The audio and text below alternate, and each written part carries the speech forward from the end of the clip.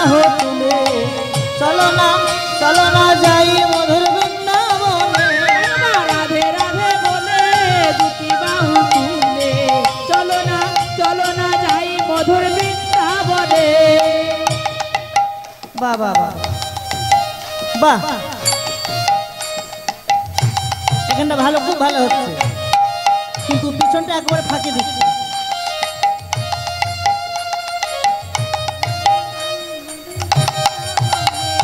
ললিতাবি শাখায় আদি যত সখীগণ দুহে মিলে করে তারা পুষ্পবাড়ি শোনে গো পুষ্পবাড়ি শোনে। ললিতাবি শাখায় আদি যত সখীগণ দুহে মিলে করে তারা পুষ্পবাড়ি শোনে গো পুষ্পবাড়ি শোনে। ললিতাবি শাখায় আদি যত সখীগণ দুহে মিলে করে তারা পুষ্পবাড়ি শোনে গো পুষ্পবাড়ি শোনে। ললিতাবি শাখায় আদি যত সখীগণ দুহে মিলে করে তারা পুষ্পবাড়ি শোনে গো পুষ্পবাড়ি শোনে। ললিতাবি শাখায় আদি যত সখীগণ দুহে মিলে করে তারা পুষ্পবাড়ি শোনে গো পুষ্পবাড়ি শোনে।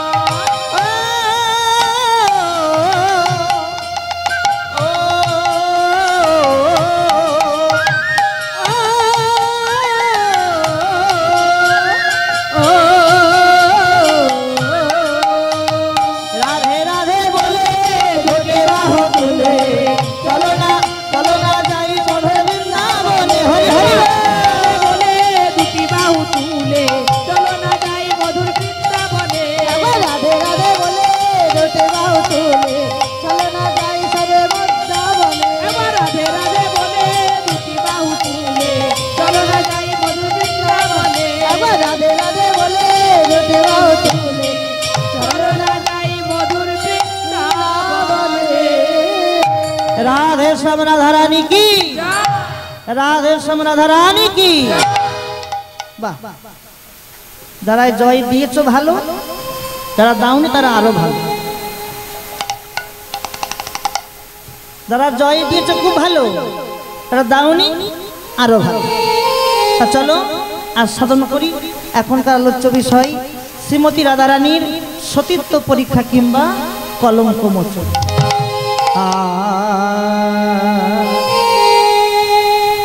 আজ মধুময়ী বৃন্দাবনে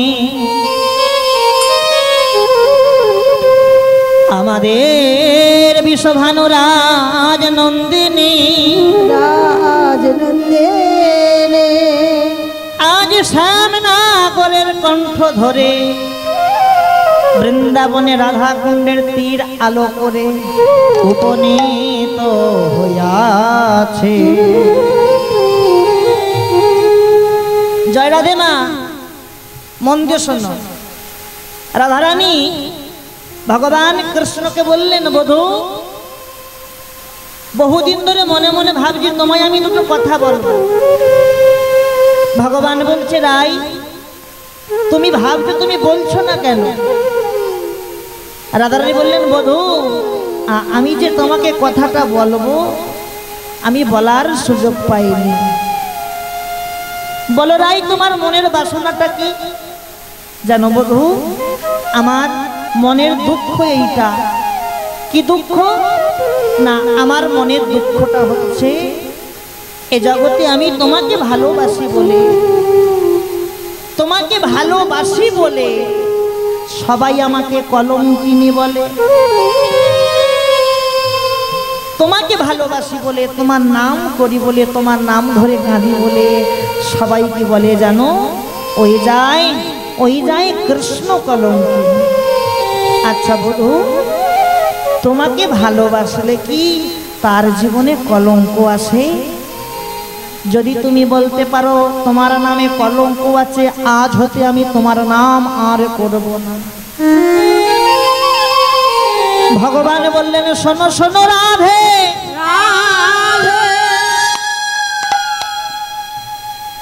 এই বৃন্দাবনে যদি সতী থাকতে হয় তুমি হচ্ছে সতী। কেউ জানুক বা না জানুক, কেউ বলুক বা না বলুক, আমি তোমায় বলে গেলাম। তবু বলছে না না না, সতী যদি আমি হব, সবাই যে আমাকে নিন্দা করে, কটু কথা বলে, বলে কি না আমি নাকি কৃষ্ণ কলঙ্কিনী, আমি নাকি কলঙ্কিনী। রাধারানী বললেন বধূ হে শোনো শোনো, ওগোয়াজ রাধে, আমি তোমার চরণে জানাইয়ে গেলাম এই বৃন্দাবনে আজ কেউ সতী থাকে না। ওগোয়াজ নিধুবনে বসি দোহ জনে, ওহিছে মধুর প্রেমালাপ। রাজে নিধুবনে বসি দুজনে, কহে তারা প্রেমালাপ। আজ নিধুবনে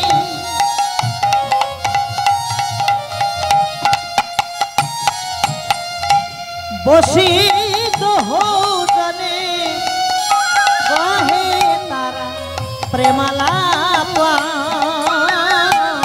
নিধুবনে বসি দুজনে, কহে তারা প্রেমালাপ। তারা মধুর মধুর কথা কহে, মধুর মধুর কথা কহে, মধুর মধুর কথা কহে, মধুর মধুর কথা কহে। রাই শ্যাম শ্যাম রাধা মধুর মধুর কথা কহে। রাই শ্যাম শ্যাম রাধা হরি হরি হরি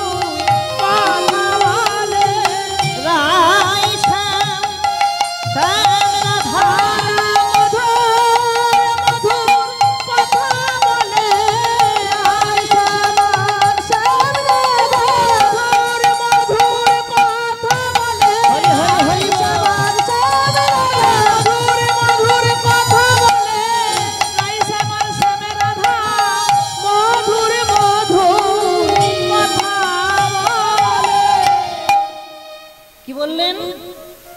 আজি নিধুবনে বসি দুহু জনে, কহিতেছে মধুর প্রেমালাপ। রাধারানী তার মনের দুঃখটা বললেন শোনো শোনো বধূ, বধূ হে বধূ পালঙ্কে কপালো মোর, কলঙ্কে কপালো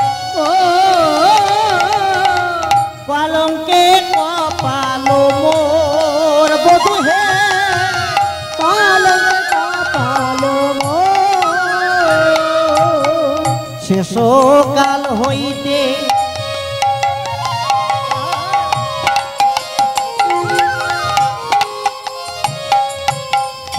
যৌবন অবধি কলঙ্কে হইন ভোর। কালো হতে যৌবন আবধে, কলঙ্কে হইল ভোর। জয় রাধে বাবা।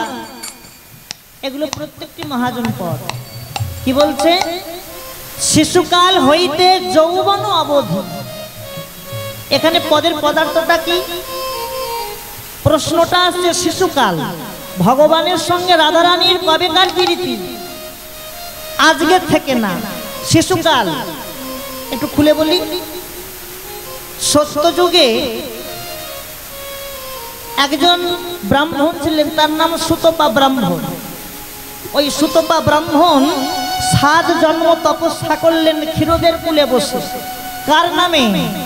নারায়ণের নামে। নারায়ণ সন্তুষ্ট হয়ে লক্ষ্মীর পালঙ্ক ত্যাগ করে ওই বালকের কাছে ছুটে এসে বলছে, বালক বলো তুমি কি বর চাও, তুমি যা চাইবে আমি তোমাকে সেই বর দেব। তখন ওই বালক বললেন, প্রভু যদি আমাকে বর দিতে হয় আপনাকে 63 অঙ্গীকার করে বলুন, আমি আপনার কাছে যা চাইব আপনি আমাকে তাই দেবেন। নারায়ণ দেখলো কি এ আর এমন কি চাইবে, এ তো আর বেশি কিছু চাইতে পারে না। বেশ, তুমি যা চাইবে আমি তোমাকে তাই দেব দেব দেব। বলো তুমি কি চাও? শোনো প্রভু, যদি আমাকে বর দিতে হয় আপনি আমাকে এই বর দিন, আপনার যে স্ত্রী লক্ষ্মী তাকে যেন আমি আমার ঘরণী করে পেতে পারি। বোঝা গেল কিছু? কি বর চাইলো? আপনার স্ত্রী লক্ষ্মীকে তাকে আমি আমার ঘরণী করে পেতে চাই। তখন নারায়ণ চমকে উঠে বললেন, এ কি বর চাইলে বলো?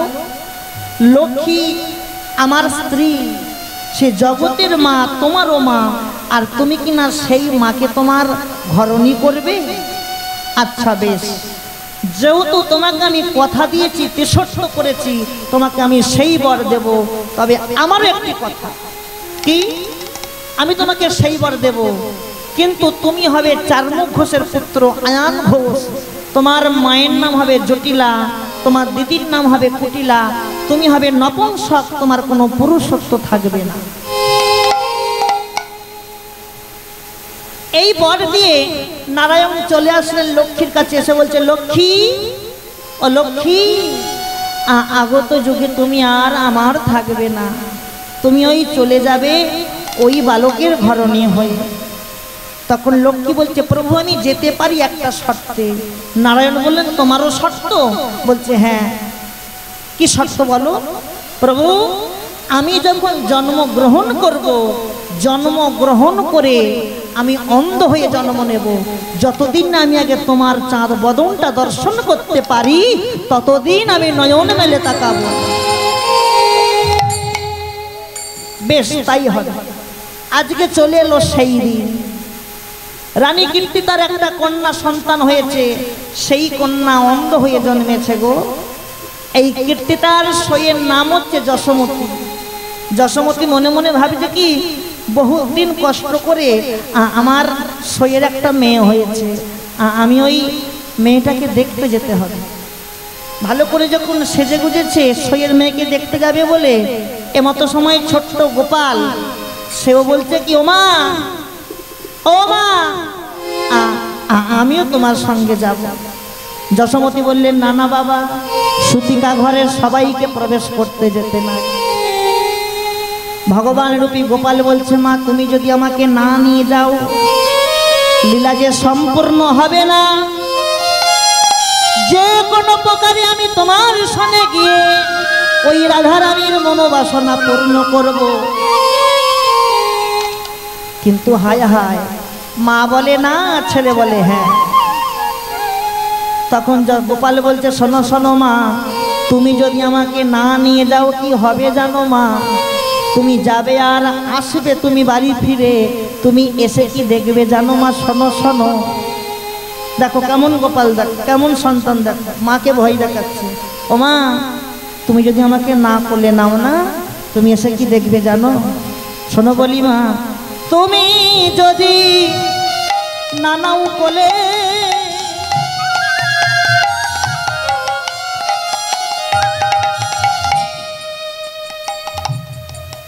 ও গো এসে দেখবে মরা ছেলে। আর তুমি যদি নানা বলে,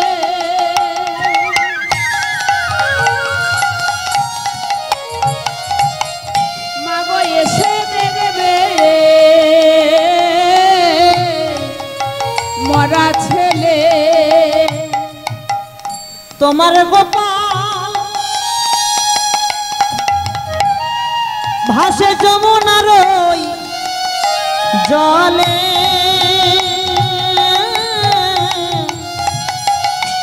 তোমার গোপাল ভাসে যমুনার ওই জলে। তোমার গোপাল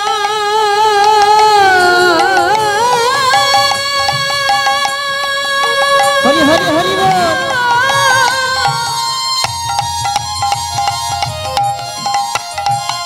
ভাসে যমুনার জলে, গোপাল ভাসে যমুনার জলে। হারাইবে জনমে মতো হারাইবে আর তো ফিরে পাবে না মা জনমের মতো হারাইবে আর তো ফিরে পাবে না জনমের মতো হারাইবে আর তো ফিরে পাবে না মা তুমি জনমের মতো হারাইবে ফিরে পাবে না জনমের মতো হারাইবে আর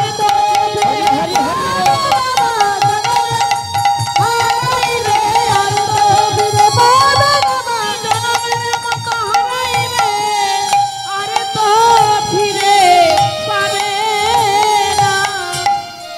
বলো তো কোনো সন্তান যদি মায়ের কাছে এমন করে বলে মাকে না নিয়ে গিয়ে থাকতে পারে? গোপাল কি বলেছিল? তুমি যদি নানাও কোলে এসে দেখবে তোমার মরা ছেলে, তোমার গোপাল ভাসে যমুনার ওই জলে। যশোমতী বলল, গোপাল ঠিক আছে বাবা, আর দুঃখ করিস না, চ। তবে হ্যাঁ, তুই যাবি ঠিকই, কিন্তু তুই কোনো রকম দুষ্টামি করবি না তো? বলছে, না না মা, আমি কোনো রকম দুষ্টামি করব না। মায়ের গলায় ছিল কি একটা গজমতি হার, ভালো করে শোনো। গোপালকে নিয়ে গেছে, কিন্তু মা গোপালকে নামাচ্ছে না। কেন? মা তো জানে যে আমার গোপাল কেমন শয়তান বুদ্ধি জানে। আর গোপালও মনে মনে ভাবছে মা আমাকে নানা বলে লীলা হবে কি করে। তা মায়ের গলায় ছিল একটা গজমতি হার, পা দিয়ে যা হাতটাকে টান দিয়েছে, হারের মতিগুলো ঝরঝর করে ঝরে পড়ে গেল। মা তখন বলছে কি, এই জন্য তোকে আমি আনতে চাইনি, তোর দুষ্টামি গেল না। মা গোপালকে যা জোর করে বসে দিয়েছে। এখানে তত্ত্বটা দেখো, এতক্ষণ মায়ের মতি ছিল গোপালের প্রতি, আর যেই মায়ের বহিরঙ্গ জগতের মতির দিকে মতি চলে গেল, গোপালকে যে হারালো। এতক্ষণ মায়ের মতি ছিল গোপালের প্রতি, কিন্তু গোপালকে নামিয়ে দেওয়ার পর মায়ের মতি হয়ে গেল বহিরঙ্গ জগতের মতির দিকে। গোপালের প্রতি মতি ছিল বলে গোপাল কোলে ছিল, কিন্তু গোপালের প্রতি লক্ষ্য হারিয়ে যখন বহিরঙ্গ জগতের মতির দিকে মতি হয়েছে, তখন গোপাল মায়ের কোল হারানো।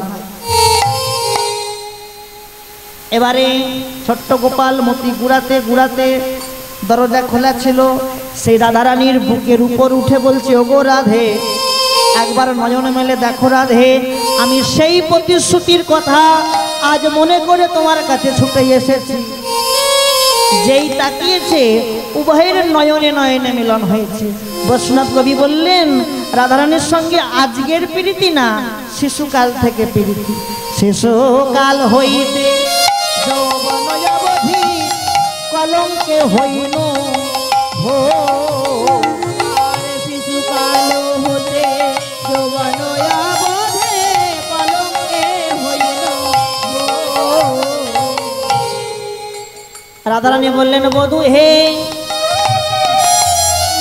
এ জগতে কত জনার কলঙ্ক হবার কথা ছিল, তাদের কোনো কলঙ্ক হলো না, যত কলঙ্ক এই রাধার বেলায়।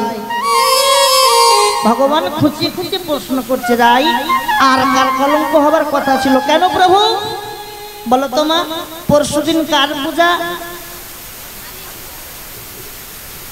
ও বাবা, শ্যামা মায়ের পূজা। খালি কালী বলতে নেই, লোকের নামে উচ্চাঙ্গের নাম বলে, খালি কালী পূজা, শ্যামা মায়ের পূজা। শ্যামা মায়ের পূজার আগে কদিন আগে কার পূজা গেল? মা লক্ষ্মীর পূজা গেল। রাধারানী বললেন, বধূ কলঙ্কে শুধু কি আমার হবার কথা? ওই লক্ষ্মীর তো কলঙ্ক হবার আগে কথা ছিল। কেন কেন কেন জানো? ওই লক্ষ্মী পরপুরুষের ঘরে বিরাজ করে। যে লক্ষ্মী পরপুরুষের ঘরে বিরাজ করলো তার কোনো কলঙ্ক হলো না, আর যত কলঙ্ক রাধার বেলায়। আরো যে সরস্বতী, ওরও তো কলঙ্ক হবার কথা ছিল। কেন রাই? কেন কি জানো? ওই সরস্বতী না প্রত্যেকটি পরপুরুষের কণ্ঠে বিরাজ করে। যে সরস্বতী পরপুরুষের কণ্ঠে বিরাজপূর্ণ তার কোনো কলঙ্ক হলো না। যত কলঙ্ক রাধার বেলায়। বধূ হে ওগো নন্দ সুত শনে, বধূ শোনো শোনো কি বলি শোনো বধূ। নন্দ সুত শনে দোষিত দোষিত কোন হে গোকুল নারী। নন্দ সুত শনে দোষিত দোষিত কোন হে গোকুল নারী। হামে ভাগিনী কুল কলঙ্কিনী, হামে ভাগিনী কুল কলঙ্কিনী, নয়নে বহে বাড়ি, নয়নে বহে বাড়ি। আমার হামে ভাগিনী কুল কলঙ্কিনী, নয়নে বহে বাড়ি, নয়নে বহে বাড়ি। আমার জনম কেঁদে কেঁদে গেল, আমার জনম কেঁদে কেঁদে গেল, আমার জনম কেঁদে কেঁদে গেল। আমার জনম কেঁদে কেঁদে গেল। হা কৃষ্ণ হা কৃষ্ণ বলে আমার জনম কেঁদে কেঁদে গেল। কৃষ্ণ কৃষ্ণ বলে জনম আমার কেঁদে গেল। বধূ হে বধূ হে আমি তোমার কাছে আর কি বলবো জানো বধূ। শুধু কলঙ্ক আমার কেন, যেসব মায়েরা পালিয়ে যাচ্ছ মা, এই কলঙ্ক মোচন এমনই একটা লীলা। যারা কলঙ্ককে জয় না করতে পেরেছো, দেখবে প্রভাত হওয়ার সঙ্গে সঙ্গে এমন কলঙ্ক আসবে না। হরি বল, যাও যাও। আর কার কলঙ্ক হবার কথা ছিল? আর কার বলো তো? ওই যে যার 5টা পুত্র, গো নামটা কি? হ্যাঁ, কুন্তী। কুন্তীরও কলঙ্ক হবার কথা ছিল। কেন? কারণ যদি কেউ কুমারী বেলায় সন্তান প্রসব করে, তাকে সমাজে কি বলে? কলঙ্কিনী বলে। তা কুন্তী কি করেছিল? কুন্তী দুর্বাসা মুনির সেবা করেছিল। মন দিয়ে শোনো, এমনই যত্ন করে সেবা করেছিল, দুর্বাসা মুনি সন্তুষ্ট হয়ে কুন্তীকে একটা মন্ত্র দিয়েছিল। মা, আমি এই মন্ত্রটা তোকে দিলাম, যা শোন, তোর সেবায় সন্তুষ্ট হয়েছি আমি। কেন জানিস? এই মন্ত্রটা যাতা মন্ত্র না। এই মন্ত্র নাম ধরে যখন কোনো দেবতার নাম স্মরণ করবি, সে তোর সামনে এসে হাজির হবে। তবে শোন মা, শুধু আসবে না, তোকে এসে একটা বর দেবে, সেই বর তোকে নিতে হবে। এই বলে মুনি চলে গেলেন। তাই এমন তো সময় মা কুন্তী মনে মনে ভাবছে কি, আমি একবার দেখি এই মন্ত্রটা কাজে লাগে কিনা। কার দিকে তাকিয়েছিল? সূর্যের দিকে তাকিয়েছিল। যখনই তাকে উচ্চারণ করেছে, সঙ্গে সঙ্গে সূর্য ওই কুন্তীর সামনে এসে দাঁড়িয়েছে। এসে বলছে, বলো তুমি কি বর চাও? কুন্তী দেখলো, বাবা বাবা, এ মন্ত্রটা কাজে লাগে গো। না না প্রভু, আমি কিছু বর চাই না, আমি খালি পরীক্ষা করে দেখলাম মন্ত্রটা কাজে লাগে কিনা। সূর্যদেব বলল, না না কুন্তী, পরীক্ষা করলে হবে না। তোমাকে মুনিবার মন্ত্র দেবার সময় কি বলেছিল? বলেছিল কি, তুমি যার নাম ধরে ডাকবে সে তোমার কাছে আসবে, এসে তোমাকে একখানা মন্ত্র দেবে, সেই মন্ত্র কিন্তু তোমাকে নিতে হবে। এ বলছে না, ও বলছে হ্যাঁ। কুন্তী বলছে, আমি কিছু চাই না, কিন্তু ওই সূর্য বলছে তোমাকে নিতে হবে। তখন সূর্যদেব বলল, কুন্তী, তুমি নিতে চাও না, আমি তোমাকে দিয়ে যেতে চাই। তুমি আমার নয়নের দিকে তাকাও। তুমি নয়নের দিকে তাকাও।